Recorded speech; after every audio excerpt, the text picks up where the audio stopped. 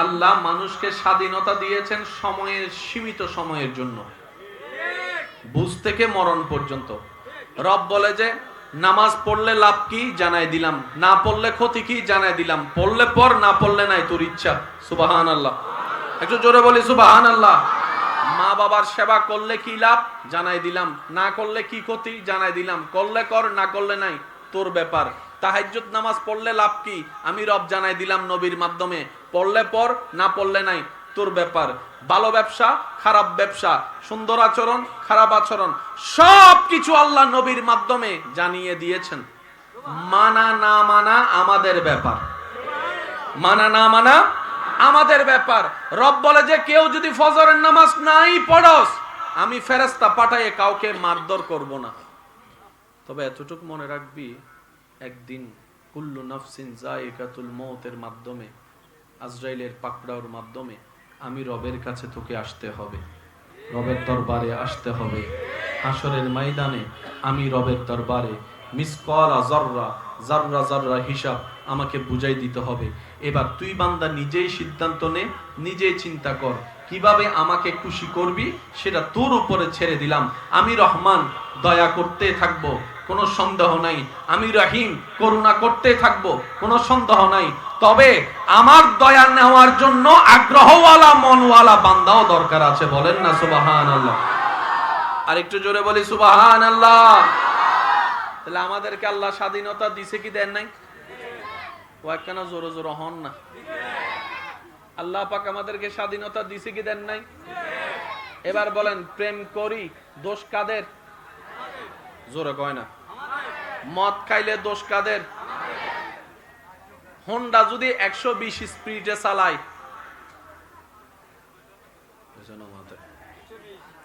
ওগো হোন্ডা 120 স্পিডে চলাইয়েরা হাইতই পড়ি গি, হাইতই পড়িয়ে আল্লাহর হদ দাও, আল্লাহ তুই আরে ফালাই দিও দে না, আরে ফালাই দিও দে না, আল্লাহ হদ আমি তোরা হতে ফালাইলাম। হদে এই তো তোমার হুকুম ছাড়া কিছু নয়, আয় তুই হুকুম গজ্জি বলি তো পড়ি গে, আল্লাহ হদ তুই নু বুঝছ, আয় তোরা গাড়ি জানডেলে দি, গাড়ির স্পিড হদ্দু চলেলে কি হবে এনে তো জানাই দি।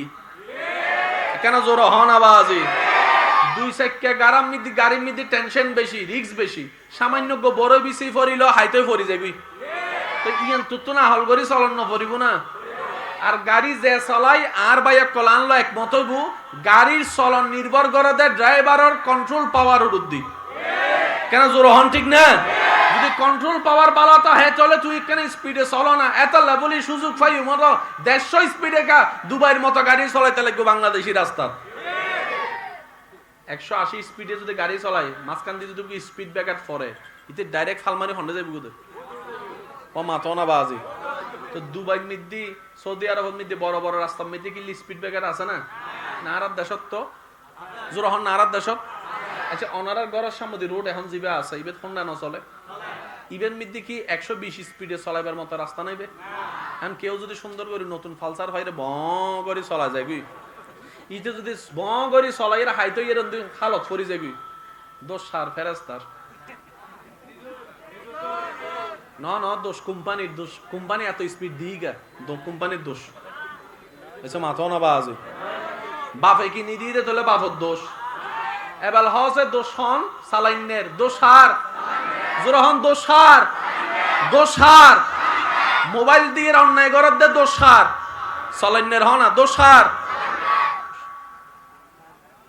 অনেক ভাইয়েরা নিজের ভুল না বুঝে আল্লাহকে আল্লাহর উপর রাগ করে। বুঝতে পারছি আমি কথাটা? এবার বলেন দোষ কাদের? আমাদের। বলেন সবাই, বলেন দোষ কাদের? পড়ালেখা টাইমে টাইমে করি নাই, দোষ কাদের? শক্তি থাকতে ইবাদত বেশি করি নাই, দোষ কাদের? সামর্থ্য থাকতে টাকা পয়সা ভালো করে না কামাই নাই, দোষ কাদের? 2 নম্বরই ব্যবসা করছি, দোষ কাদের? এটা সবাই বলেন দোষ কাদের? চোখের হেফাজত নিজে করি নাই, দোষ কাদের? মানুষের নামে গীবত করে করে মুখ নষ্ট করে ফেলছি, দোষ কাদের? আল্লাহ উল্টা দয়া করে যে দোষ করি আমরা, দয়া করে আল্লাহ।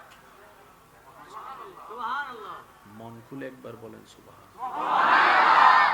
দোষ করি আমরা, দয়া করে ফজরের নামাজ পড়ি নাই, দোষ করে ফেলছি।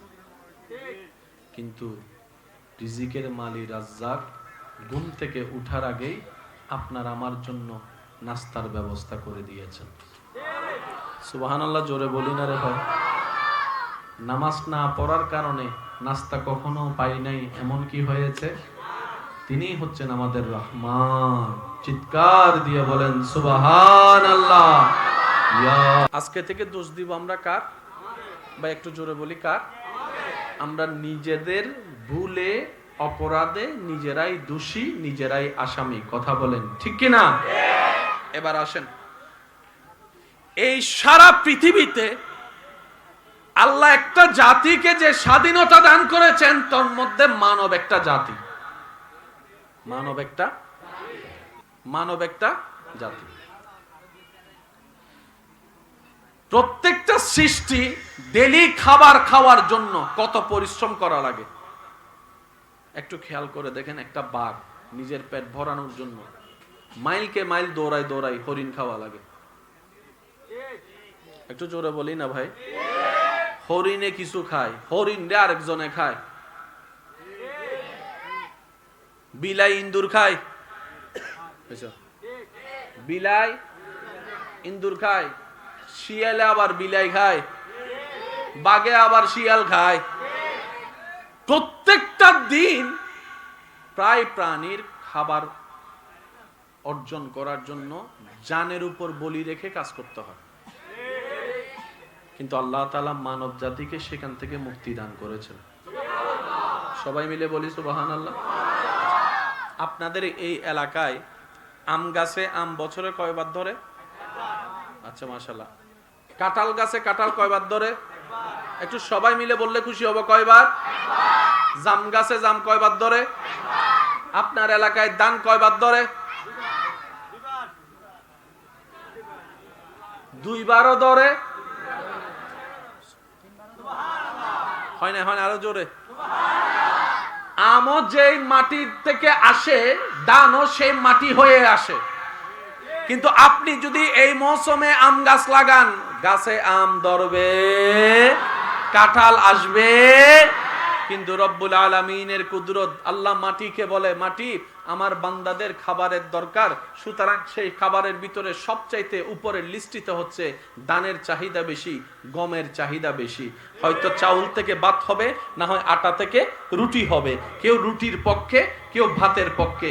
আপনি সারা বিশ্বের মধ্যে যেখানে খাবার খায় মানুষ, সেই খাবারকে একটু অ্যানালাইসিস করলে দেখবেন ধানের প্রয়োজন, গমের প্রয়োজন, জবের প্রয়োজন, আটার প্রয়োজন।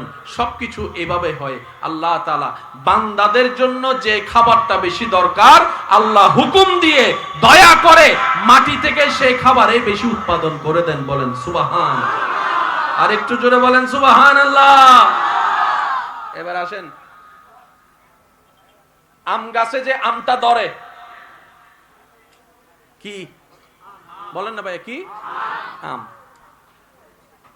12 মাস ধরলে খায়া মজা পাবো না, আল্লাহ সেটা ভালো করে জানে। সেজন্য মৌসুম দিয়েছেন মাত্র অল্প মাসের। কাঁচা আমের স্বাদ একরকম, পাকা আমের স্বাদ আরেক রকম, গাছের আমের স্বাদ আরেক রকম। কথা বলেন ঠিক কিনা? কাঁচা চাননি আরেক মজা, আমের জুস আরেক মজা। আল্লাহ এত রকমের খাবার দিলা কেন? রব্বুল আলামিন বলে, আমার বান্দাদের খাবার রুচির মধ্যে যেন বিরক্তি না আসে, সেইভাবে আমি আল্লাহ ফলের সিজনের ব্যবস্থা করে দিয়েছি। সুবহানাল্লাহ।